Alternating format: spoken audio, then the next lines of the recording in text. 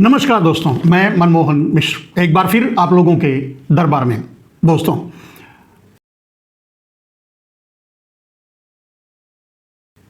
धीरे धीरे देश की दशा गंभीर होती जा रही है। कॉकरोच जनता पार्टी जंतर मंतर पर बैठी हुई है धर्मेंद्र प्रधान के इस्तीफे के लिए, और अगर धर्मेंद्र प्रधान इस्तीफा नहीं देते हैं तो कॉकरोच जनता पार्टी नरेंद्र मोदी से इस्तीफा मांगेगी, ऐसा उसका मानना है, ऐसा उसका कहना है। राहुल गांधी पूरे देश में जेनजी को सड़क पर उतारने के प्रयास में निकल चुके हैं। कोटा राजस्थान से आपको वानगी मिली होगी, और राहुल गांधी का जो स्टाइल है और जिस तरह से वो छात्रों को या जेनजी को जिस तरह से समझाते हैं या बताते हैं, तो सिर्फ बात छात्रों के समझ में ही नहीं, पूरे उनके अभिभावकों और पूरे देश को नरेंद्र मोदी के लूट तंत्र के बारे में पता चल रहा है। सवाल यह है, नरेंद्र मोदी के लूट तंत्र जो सरकार के रूप में पूरे देश में चल रहा है वो एक अलग तंत्र है, लेकिन इससे भी बड़ा भयानक खतरनाक लूट तंत्र चल रहा है आरएसएस के द्वारा पूरे देश में। एक विवाद चल ही रहा है, आपको पता ही होगा कि आरएसएस पेपर दिखाने के लिए तैयार नहीं है। भागवत जी बगावत करने के लिए तैयार हैं, पेपर नहीं दिखाएंगे। हालांकि वो या उनका संगठन तो नहीं कह सकते, उनका गिरोह यही कहता है, लोगों से पूछता है, कहता है। गिरोह मैं इसलिए कह रहा हूं मेरे दोस्त, क्योंकि इतने बड़े जन समूह का अगर कोई संगठन नहीं है तो वो गिरोह ही हो सकता है, कोई और तो हो नहीं सकता। ये कोई चार आदमी की बात तो नहीं है। और जब कानून के वैध और अवैध की बात होती है, जब देश के दशा और दिशा की बात होती है, तो धारा 144 जब लागू हो जाता है, शायद वो धारा भी बदल दिया नरेंद्र मोदी ने, तो चार आदमी एक साथ खड़े नहीं हो सकते। अब जहां करोड़ों आदमी मिलकर के एक संगठन बना करके पूरे देश को लुटवा या लूटने में मदद कर रहे हैं और इकट्ठा कर रहे हैं लूट करके, ऐसे को गिरोह नहीं कहोगे तो क्या कहोगे? संगठन तो फिलहाल नहीं कहा जा सकता, और मैं नहीं समझता कि कोई संगठन बिना रजिस्टर्ड चलता हो, छोटा मोटा। वैसे अपनी वसूली के लिए आरएसएस ने भी बहुत से नामों से, बहुत से अलग अलग नामों से और पूरे देश में रजिस्ट्रेशन भी करवा रखा है, लेकिन आरएसएस अपने आप को रजिस्टर्ड नहीं करवाया है, छोटे छोटे संगठन को रजिस्टर्ड करवाया है। और जो बड़ी कंपनियों से उगाही होती है, जो उगाही के तरीके होते हैं, जो उगाहा जाता है, पैसे वसूले जाते हैं, वो मुख्य केंद्र तक पहुंचाया जाता है, यानी मुख्य लुटेरे तक पहुंचाया जाता है, यानी आरएसएस तक पहुंचाया जाता है, गिरोह के सरगना तक पहुंचाया जाता है, ऐसे कहा जा सकता है, सरगना तक पहुंचाया जाता है। और वो बगावत करने के लिए तैयार हैं, लेकिन पेपर दिखाने के लिए तैयार नहीं हैं। ये अपने आप में एक प्रमाण है कि ये लूट का तंत्र चला रहे हैं। आपने जब बात लूट की चल रही है तो आपको पता ही होगा कि मध्य प्रदेश में मोहन यादव को मुख्यमंत्री बनाया गया। आप भी नहीं जानते, मैं भी नहीं जानता। नरेंद्र मोदी को यह पता होता है कि भारत में कौन चोर है और कौन लुटेरा, और प्रधानमंत्री हैं, पेगासस उनके पास है, पूरा तंत्र उनके हाथ में है, तो निश्चय ही पता ही होता होगा। चुन चुनकर नरेंद्र मोदी जो अपराधी होते हैं, जो लुटेरे होते हैं, ऐसे लोगों को चुन चुन करके पदों पर बिठाया जाता है, क्योंकि ऐसे ही लोग खुद तो लूटेंगे थोड़ा बहुत, लेकिन नरेंद्र मोदी को लूटने से नहीं रोकेंगे। अब बात इस्तीफे की आती है मेरे दोस्त। बात अब इस्तीफे से आगे निकल चुकी है। जैसा कि मैंने कहा कि कॉकरोच पार्टी और राहुल गांधी जो कर रहे हैं आंदोलन, और ये आंदोलन काफी बृहद, दोनों ही आंदोलन काफी बड़ा रूप लेगा आगे चल करके, क्योंकि भारत का किसान, भारत का जवान, भारत का मजदूर सब इन दोनों से जुड़ेंगे। दोनों दो तरफ से, जो एक कॉकरोच जनता पार्टी और दूसरा राहुल गांधी का मिशन, ये दोनों से जुड़ेंगे। यूं बहुत जल्द भारत में सिर्फ एक पार्टी और एक पार्टी रहेगी, यानी कांग्रेस और बीजेपी आमने सामने। मुझे लगता है कि भारत की सारी छोटी मोटी पार्टियां कांग्रेस में विलय कर लेंगी, और अगर नहीं करेंगी तो अपने अस्तित्व को, उनका अस्तित्व खत्म हो जाएगा, वो पार्टी के नाम पे भी नहीं रहेंगे। यानी या तो वो कांग्रेस में विलय कर लें, और या तो फिर अपने आप को तैयारी कर लें कहीं अज्ञात जीवन बिताने के लिए, या फिर नरेंद्र मोदी के हाथों शहीद होने के लिए। वैसे भी ऐसा भी होता है, उनके साथ उनके सामने जो खड़ा रहता है उसका, ऐसा भी हो सकता है, हुआ है बहुत लोगों का। वो छोड़िए, तो सवाल ये उठता है कि बात अब इस्तीफे से आगे निकल चुकी है। मैंने कहा भ्रष्टाचार अपनी सारी सीमाएं तोड़ चुका है, आप देख रहे हैं। सिर्फ मेरे दोस्त, सिर्फ एक मोहन यादव की बात करने से कोई फायदा नहीं है। और ये लूट तंत्र कैसे चलता है ये मुझे अच्छी तरह मालूम है। मैं मोदी के भी करीब रहा हूं और आरएसएस को अच्छी तरह जानता हूं, क्योंकि इन दोनों के संपर्क में एक संगठन था जिसका नाम था पतंजलि और भारत स्वाभिमान, वो रहता था। मैं उसके जरिए, मैं भी वहां था, इसके लिए उसके जरिए इनके बारे में बड़ी बारीकी से, बड़े अच्छे तरीके से जानता हूं इनका लूट तंत्र कैसे चलता है। मेरे दोस्त, अब सवाल यह है कि मोहन यादव की बात कर रहे थे, या फिर मान लीजिए कि राम मंदिर के लूट की बात। ये दो लूट की बातें बहुत बड़े बृहद रूप में चल रही हैं। आपको पता ही होगा राम मंदिर के बारे में, के लूट के बारे में कि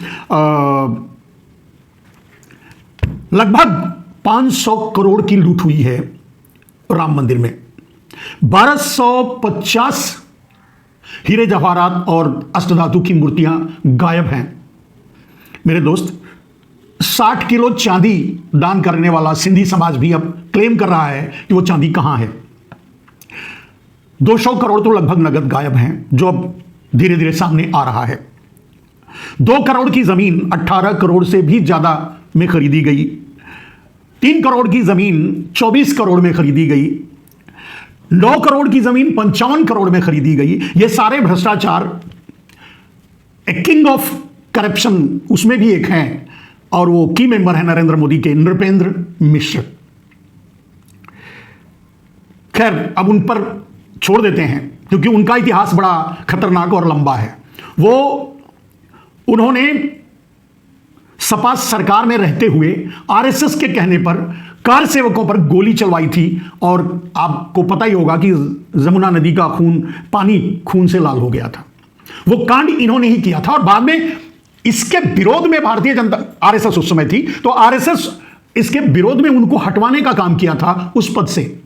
उनका बहुत बड़ा विरोध किया था, लेकिन थी इन्हीं की, और वो साजिश उस समय कोई समझ नहीं पाया, क्योंकि उसका प्रमाण अब आपके सामने है, क्योंकि वही नृपेंद्र मिश्र राम मंदिर के कर्ता धर्ता हैं, बनाने के, निर्माण के। बाकी के कर्ता धर्ता हैं चंपत राय।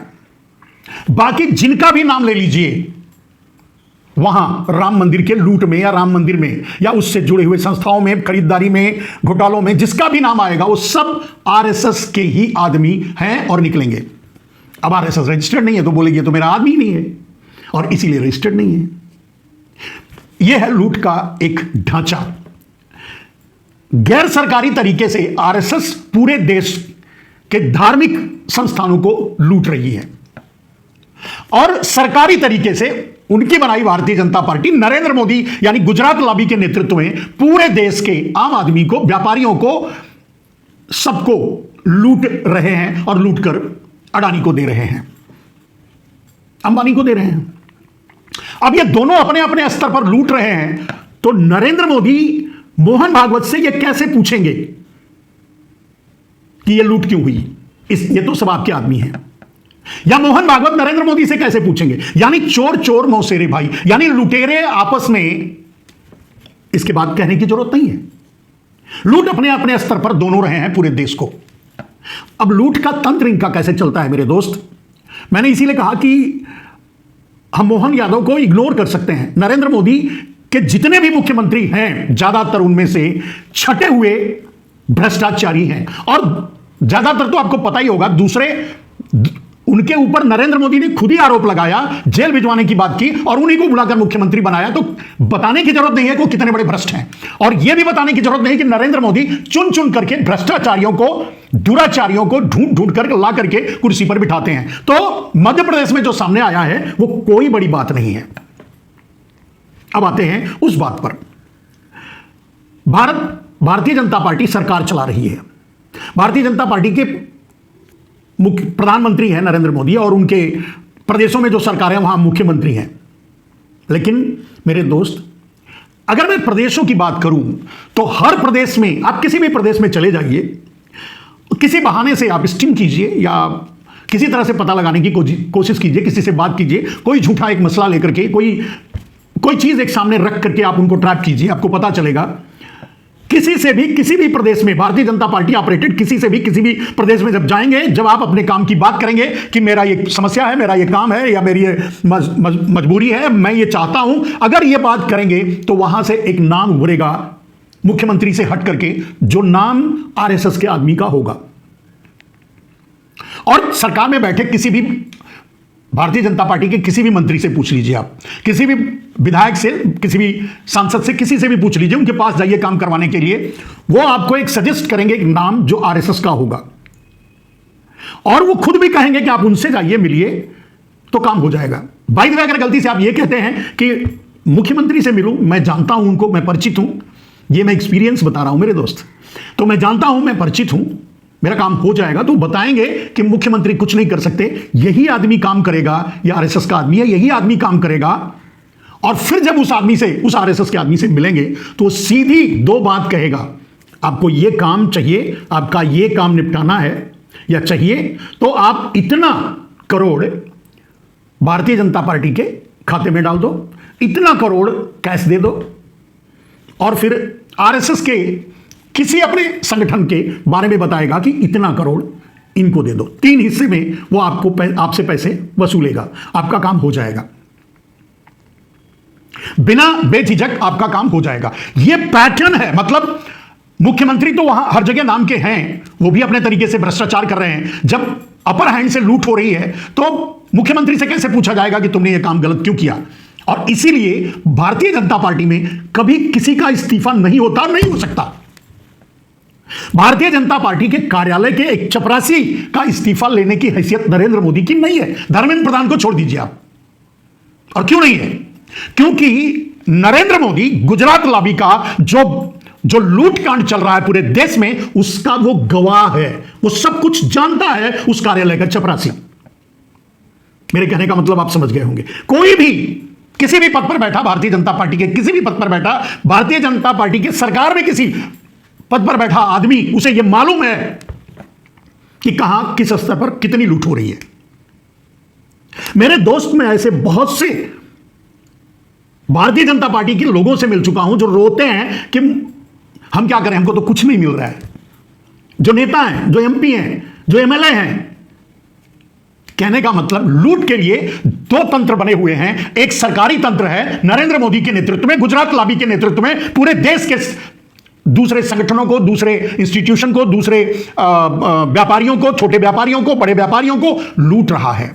और दूसरा तंत्र है जो पूरे देश में वसूली कर रहा है, और वो अपॉइंटेड है आरएसएस द्वारा। यानी किसी प्रदेश का मुख्यमंत्री, मोहन यादव से काम करवाने के लिए आप चले जाइए, मोहन यादव को इतनी छूट, मोहन यादव का इस्तीफा ना तो आरएसएस मांगेगा, ना तो मोदी मांगेंगे, ना तो कभी मोहन यादव देंगे इस्तीफा, ना तो धर्मेंद्र प्रधान देंगे इस्तीफा। मैं बोल रहा हूं ये गारंटी से कि भारतीय जनता पार्टी के किसी कार्यालय में चपरासी का काम करने वाले किसी आदमी को हटा नहीं सकते और उसका इस्तीफा नहीं ले सकते, क्योंकि उसको भी पता है कहां कहां किस तरह से, किस ढंग से यह पार्टी पूरे देश को लूट रही है, और उसका भी सभी सबूत उसके पास है। इसलिए उससे भी नहीं मांग सकते। मोहन यादव से क्या मांगेंगे इस्तीफा? धर्मेंद्र प्रधान से क्या इस्तीफा मांगेंगे? सवाल ही नहीं उठता। और यह पैटर्न बना। इसीलिए कभी राजनाथ सिंह ने कहा भी था कि भारतीय जनता पार्टी में इस्तीफा नहीं होता। भारतीय जनता पार्टी का एक कार्यकर्ता, बात कहनी नहीं चाहिए, अगर सार्वजनिक रूप से अगर वो व्यभिचार कर दे किसी महिला के साथ और पकड़ा जाए सार्वजनिक रूप से, तब भी उसका इस्तीफा भारतीय जनता पार्टी नहीं मांगेगी, नरेंद्र मोदी नहीं मांगेंगे, और उसे मंत्री पद से नहीं हटाया जाएगा। और यह आपके सामने हो चुका है, आप देख चुके हैं। पीड़ितों को जंतर मंतर से भगा दिया गया मार करके, लेकिन इंसाफ नहीं मिला। दुराचारी, व्यभिचारी, भ्रष्टाचारी, कोई भी हो, भारतीय जनता पार्टी में अजर अमर है, उसकी कुर्सी अजेय है, कोई नहीं छीन सकता। वो चपरासी हो या प्रधानमंत्री हो या मंत्री हो या संतरी हो या सेक्रेटरी हो, किसी भी लेवल पे हो, क्योंकि सब के सब सर से पांव तक भ्रष्टाचार में डूब चुके हैं। और जो इसका माई बाप है आरएसएस, वो तो हर प्रदेश में सुपर मुख्यमंत्री अपॉइंट किया है। मोहन यादव हैं, मोहन यादव जितना लूटे होंगे उसका 1000 गुना वहां का सुपर मुख्यमंत्री लूट रहा है। आप पता कर लीजिए वो सुपर मुख्यमंत्री कौन है। आप हर प्रदेश में जहां भारतीय जनता पार्टी की, जहां डबल इंजन की सरकार है, आप पता कर लीजिए वहां एक सुपर मुख्यमंत्री होता है जो सिर्फ वसूली का काम करता है, और वो सारी वसूली आरएसएस के लिए करता है। वो आरएसएस का आदमी होता है, आरएसएस का अपॉइंटी होता है। इतने अरबों खरबों रुपए आरएसएस के पास इस तरह से आए, विदेशों से तो आ ही रहे हैं। आप हमारे और आपके पास अगर हम मेहनत करते हैं, कहीं से अगर 100, 200, 500, 1000 रुपए आ गए बैंक में विदेश से, उसके लिए हमको 10 बार बैंक जाना पड़ता है, सारी एफिडेविट देनी पड़ती है, सारी सफाई देनी पड़ती है। जिनका कोई रजिस्ट्रेशन नहीं है, जिनका कोई नाम नो निशान नहीं है, वो कैसे पैसे वसूलते हैं, किस आधार पर पैसे लेते हैं, और उनसे कोई कैसे नहीं पूछता? क्यों नहीं पूछता? ईडी नहीं जा सकती, सीबीआई वर्क नहीं कर सकती, इंस्टीट्यूशन काम नहीं कर सकता। चारों लोकतंत्र के चारों पाए खत्म हो चुके हैं। कहीं से कोई आपको न्याय होता दिखाई नहीं देगा। ये अजय हैं, देश में लूट कर सरकार बना रहे हैं, अजय हैं, कोई कुछ नहीं कर सकता। फिर क्या होगा मेरे दोस्त? इसीलिए कहा इनके लूट का तंत्र जो है इतना बड़ा भयानक और विभत्स रूप से पूरे देश पर पंजा गड़ा चुका है कि इतनी आसानी से इनको हटाया नहीं जा सकता। तरीका क्या है? इसीलिए मैंने कहा आरएसएस पर ताला, आरएसएस को बैन किया जाए पूरे भारत में उसकी एक्टिविटी पर, और नरेंद्र मोदी को निकाला जाए। वो जाएंगे नहीं, वो संसद नहीं छोड़ेंगे, वो प्रधानमंत्री कल राष्ट्रपति बन जाएंगे, वो आजीवन वहां से नहीं निकलेंगे, क्योंकि उन्हें पता है कि वहां से निकलने के बाद उन्हें कहां भेजा जाएगा और कहां जाएंगे। नरेंद्र मोदी इतने अपराध कर चुके हैं, इतने फाइनेंशियल अपराध कर चुके हैं कि इतने केस बनते हैं उन पे। कुछ चीजें आप जानते हैं, 750 किसान, कुछ ने तो नरेंद्र मोदी को पत्र लिखकर आत्महत्या की थी। किसी आम आदमी के ऊपर एक कोई पत्र लिख करके इसके कारण मैं आत्महत्या कर रहा हूं, उसको जेल में डाल दिया जाएगा। नरेंद्र मोदी बाहर कैसे हैं? भारत का कानून एक कैसा कहां है? भारत में लोकतंत्र कहां है? मेरे दोस्त, जब भी एक अतिवादी यानी हिटलर शाही करने वाला, मतलब इस तरह का आदमी आता है, तो वो इन चारों लोकतंत्र के चारों पांवों को पहले काट देता है या खरीद कर अपनी जेब में डाल लेता है। आप देख चुके हैं, मीडिया नरेंद्र मोदी की जेब में है। पहला पाया तोड़ दिया लोकतंत्र का। संसदीय व्यवस्था, संसद तक को नरेंद्र मोदी आज खरीदने के लिए तैयार है। संसद में बैठने वाला विपक्ष में कोई नहीं बचेगा, सब नरेंद्र मोदी खरीद कर अपनी तरफ मिला लेंगे। चाहे वो बलात्कारी, भ्रष्टाचारी, दुराचारी, राजद्रोही कुछ भी हो, सब भारतीय जनता पार्टी नरेंद्र मोदी के खाते में, यानी गुजरात लॉबी से हाथ मिलाते ही सब क्लीन हो जाएगा। हो गया, आप देख चुके हैं पूरे भारत में वही चल रहा है। फिर तो संसद को नरेंद्र मोदी ने खरीद लिया। पूरी संसद ही नरेंद्र मोदी खरीद ले, कोई फर्क नहीं पड़ता। पूरी मीडिया खरीद चुके हैं, कोई फर्क नहीं पड़ता। पूरा न्याय तंत्र खरीद चुके हैं, कोई फर्क नहीं पड़ता। पूरा ब्यूरोक्रेसी खरीद चुके हैं, वो तो उनके हाथ में ही है, कोई फर्क नहीं पड़ता।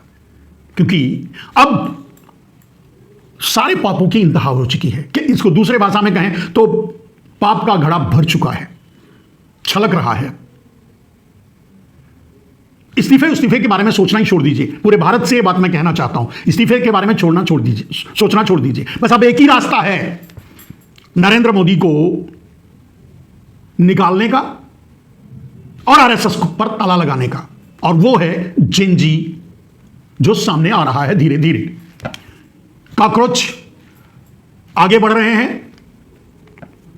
और राहुल गांधी के नेतृत्व में जेनजी सड़क पर उतरने के लिए तैयार बैठा है। भ्रष्टाचार के बारे में बात करना बेमानी हो गया है। भ्रष्टाचार इनके लिए एक, नरेंद्र मोदी के ऊपर जब आरोप लगता है ये भ्रष्ट हो गए, यहां झुक गए, अमेरिका के चरणों में गिर गए, उसने ये बात कह दी, मतलब उनको जब ये बातें कही जाती हैं तो वो गर्व से सीना उनका फूल 56 इंच का सीना उनका तभी बनता है जब उन पर कोई आरोप लगाता है। आरोप नहीं, बात जब वो उनके कर्मों को उनके सामने या देश के सामने बताने की कोशिश करता है।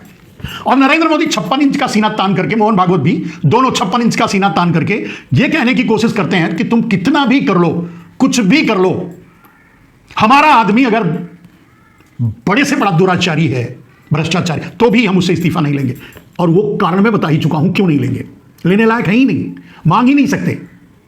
और अब दो ग्रुप जो देश को लूट रहा है, यानी एक आरएसएस और एक गुजरात लॉबी, अगर इनसे पूछो, ये गुजरात लॉबी मोहन भागवत से इस्तीफा नहीं मांग सकता, मोहन भागवत गुजरात लॉबी यानी नरेंद्र मोदी से इस्तीफा नहीं मांग सकते, क्योंकि दोनों बराबर के बराबर पाप के भागीदार हैं और सर से पांव तक पाप में डूबे हुए हैं, भ्रष्टाचार में डूबे हुए हैं। इसका उदाहरण आपको राम मंदिर से, और इसका उदाहरण आपको मध्य प्रदेश के मोहन यादव की घटना से मिल जाएगी।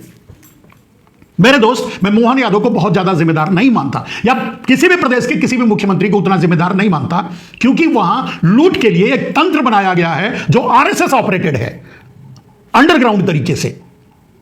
और मेरी बात यह सच साबित करने के लिए आप किसी भी प्रदेश में चले जाइए, किसी काम के बारे में बात कीजिए, आपको एक नाम दिया जाएगा सरकारी तंत्र से, सिस्टम से, विधायकों से, सांसदों से, एक नाम आपको दिया जाएगा जो आरएसएस का होगा, और यह बताया जाएगा कि आप इसके पास जाओगे तभी आपका काम होगा।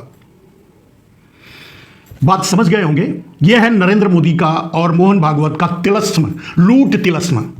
और इसको अब ना तो चुनाव से कुछ किया जा सकता है और ना ही ये अपने आप हटने वाले हैं।